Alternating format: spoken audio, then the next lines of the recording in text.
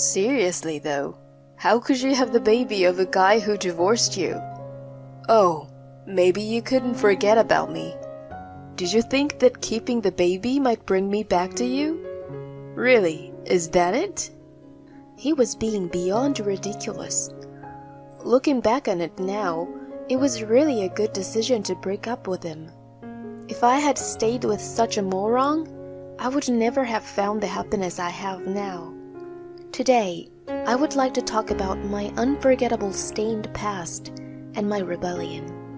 My name is Dawn. I am a 53-year-old housewife who takes pleasure in doing chores in a leisurely manner while watching the news in the morning. I was 38 when it all started.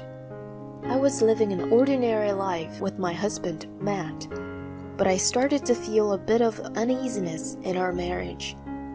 Whenever I spoke to him, he would only respond with, "Oh yeah? And so?" I felt he was strangely overbearing or indifferent to me. When I tried to continue the conversation, he would say, "I'm busy." He cut me off. I was treated roughly, or rather unkindly. He wasn't always like that, but more of a talker. If he had a chance, he came up with jokes and tried to make me laugh. I had no idea what caused his transformation. It was so abrupt that I thought I had done something wrong, but nothing came to mind. Then one day, I found a faint smudge of lipstick on the back of the shirt that he had left me to wash. He was wearing it on the day he said he had to work late. His office was male-dominated.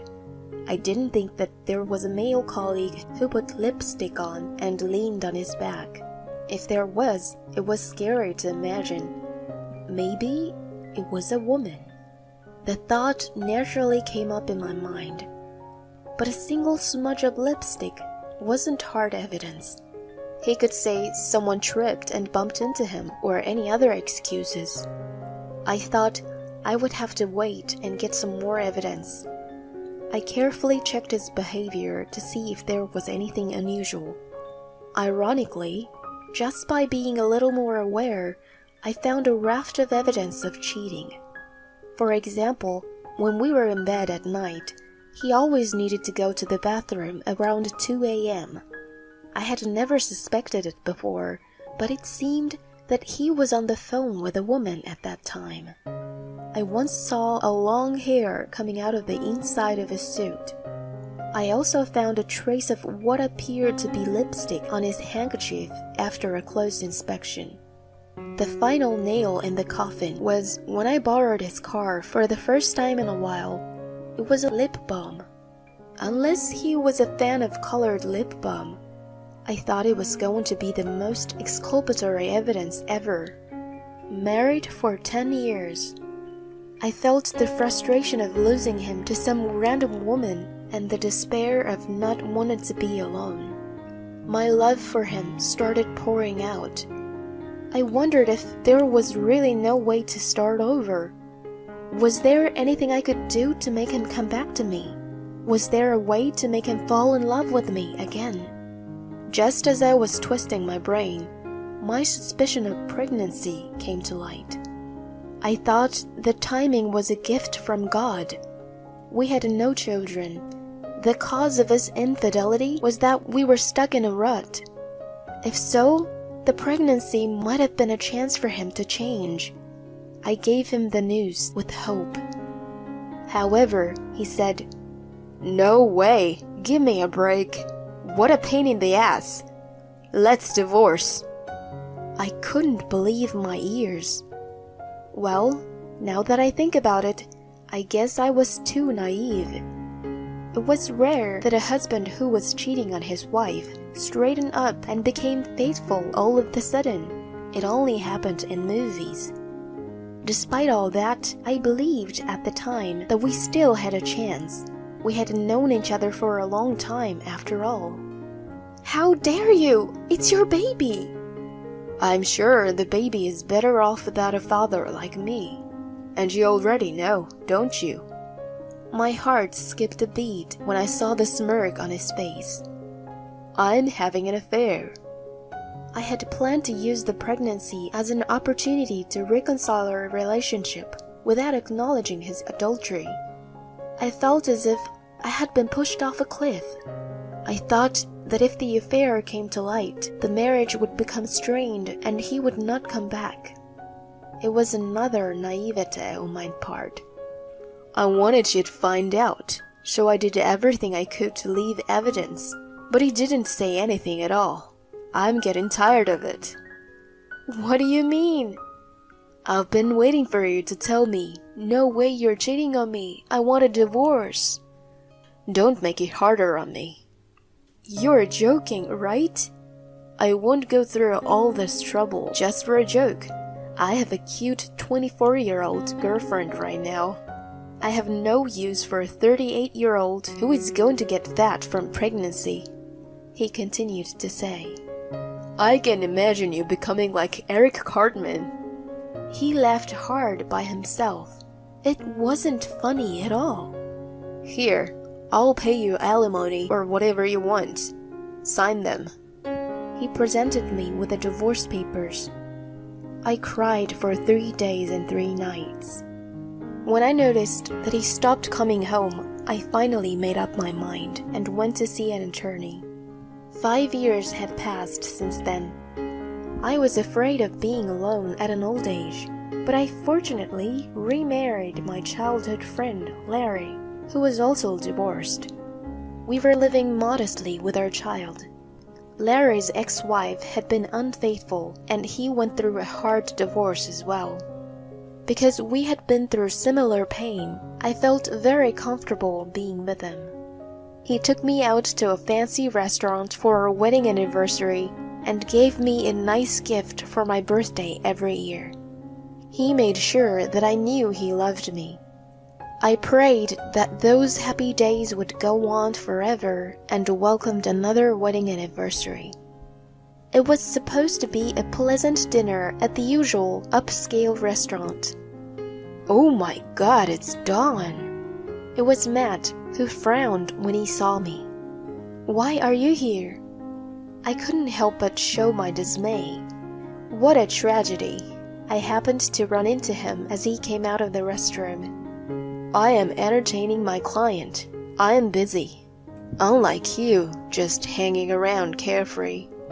He suddenly looked behind me and came up closer to me. Oh, so you had my baby? That's disgusting. He pulled up the boy's hand and said something outrageous while staring at him. Seriously though, how could you have the baby of a guy who divorced you? Oh, maybe you couldn't forget about me. Did you think that keeping the baby might bring me back to you? Really, is that it? He smirked while he pulled the boy's hand and spun him around on the spot. The boy's face gradually became red and scrunched up. "Ah!" he wailed. "I am being kidnapped." I'm your daddy, little boy. Mommy's right there. He's stupid just like you, isn't he? At that moment, a man around 6'3" tall appeared from behind and grabbed Matt's arm tightly. The boy is mine. Huh? Matt's confused expression almost made me laugh.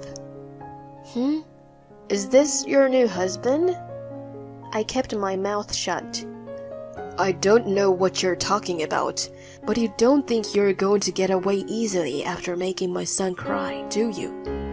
The tall man glared at Matt. Heavily tattooed arms were on display from his rolled-up sleeves. When Matt noticed them, he instantly became pale. No, hey, Dawn, stop your husband. She's not my wife. What? Matt was confused again and looked back and forth between me, the man, and the crying boy. Then, who is this boy? Before I knew it, Matt had his arms held behind his back by the man. He's a suspicious man who repeats crazy things. Someone get the staff. There is a man here who is harming my child. The man's shout caused the commotion in the restaurant. I was thinking my precious wedding anniversary was becoming eventful and smiled. It became better than I expected by a coincidence. "Hey, this is the man. I saw him grab this little boy by the arm." Matt was taken aback when I pointed him to the staff. Hey, wait, Dawn, what are you doing? Seriously, I don't understand what's going on. He was yelling frantically. "I am not his wife, and the boy is not mine, much less yours." "But he was standing right behind you." "You were standing in the doorway of the restroom. I guess he couldn't get in. He was just following his dad, and you interrupted him. I know you wanted to make fun of me, but you can't be so quick to judge. Why don't you learn to observe a bit more?" "Shut up! I don't need your lecture." "Well, I guess my kindness won't reach a prowler." "I'm not a prowler." You grabbed a strange boy and told him that you were his daddy. How is that not suspicious in any way?" "I am telling you." "What's more, you said to him that I was his mom. Do you still think that we're together?" When I smirked at him, his face turned bright red, and he shouted, "How dare you!" The man at his side put more force into his restraining hand as Matt's voice got louder. "Dude, let me go. I'm innocent." "Innocent of what? You made my little boy cry, didn't you?" "It was a misunderstanding." I immediately chimed in. "You selfishly misunderstood and raised your hand on someone's son, didn't you?" Matt called me a bitch as he glared at me. "Oh no, I'm being glared at by a prowler. I'm scared." I said it in a girly, pretentious way, though it was emotionless. It seemed to have hit a nerve in a way I hoped for. Matt violently tried to break free of the man's restraints. "You even thought that I was hoping to get back together with you. Oh, maybe you couldn't get over me." I dared to mention what he said to me earlier. As expected, he got angrier, and the man sensed the danger. He rolled Matt straight to the floor and sat on his back. "If you think you can break my restraints, you are mistaken." The man may have thought it was a mild threat, but combined with his heavy tattoos, it was seriously scary. I was sure Matt must have thought that it was the day he might meet his creator. "Dawn, tell him it was just a misunderstanding." Pulling up the arms of a stranger's kid was anything but misunderstanding, right? "I thought he was my kid." I couldn't contain my laughter anymore when he mumbled like a child, half crying. "You never recognized the baby or paid child support, and you say the child is yours? Have I ever asked you for recognition or child support after we divorced?" "No, even if you did, I wouldn't have agreed. You knew that too. That's why you didn't ask me, right?" "Are you that stupid? I'm not a fool when I have a child to take care of. I'm gonna hunt you down until you pay." "But then, why didn't you?" The pregnancy test was wrong. When I went to the doctor, it turned out I wasn't pregnant. It helped me to sign the divorce papers. Those 3 days when the divorce was mentioned and he stopped coming home, I did spend a lot of time crying. I knew I couldn't go through the divorce in such an unexplained state with our baby, so I went to an obstetrician. Even if we were to get divorced, alimony, child support, and future living expenses were all on my mind, and I needed to sort these things out. If the child would benefit more from staying married, I was willing to endure it. The doctor saw no sign of pregnancy, and instead, a tumor was found in my ovary. When I was admitted for surgery, the woman whom I shared the hospital room with was the mother of my current husband. I had known him since we were little, so I knew his parents too. When he came to visit her, we became close again. At one point, I thought that my pregnancy was a gift from God and it could save my marriage. On the contrary, it brought me a partner who assured me that it was the right decision to leave Matt. I was also able to detect the disease early. Despite having one of my ovaries removed, I even had a child with him. It may have seemed like adding salt to injury, but in fact, it was filled with good fortune. When I finished telling Matt all that, he turned pale and murmured, "No way, I was dumped by my girlfriend." Needless to say, I laughed at him. Well, I didn't think that young girls wanted to deal with such a middle-aged man who was getting older and older. At that moment, police officers showed up. Apparently, the staff had called them. Matt received a stern warning from the police. The misunderstanding was cleared, and he sincerely apologized to the boy's family. The incident was solved without a criminal charge against him. The police seemed to really scare him to the point of changing his attitude. I received an apology from him as well. He didn't know where I lived, so he went to my parents and showed his remorse. He apparently realized that he was wrong for leaving me in the worst possible way. He was getting older, was dumped by his girlfriend, and no one wanted to be with him anymore. He was completely broken down by the whole affair and felt lonely with no one to comfort him. Well, I didn't care if he apologized. I continued to ignore him. If I hadn't bumped into him there, I never really thought of him anyway. Incidentally, Larry noticed that I was gone for a while and came to check on me that day. He thought that it may have been the first and the last chance for me to get back at Matt. He dared to watch the situation from shadows. Of course, I was going to jump out if anything happened, but the man who was holding him down was so strong. He said he went to school in New Zealand and was a rugby captain. Wow, there was no place for me then. He was so scary. I thought he was a member of Hell's Angels. He started chuckling, which made me laugh too. Normally, I would have thought he wasn't manly, but he didn't need to be involved in my ex-marriage matter. It was something I should have solved by myself. I realized that I didn't have the strength at the time of the divorce. My actions were to divorce Matt as he wished and to receive market-rate alimony from him. I knew that reality didn't always work out like in movies.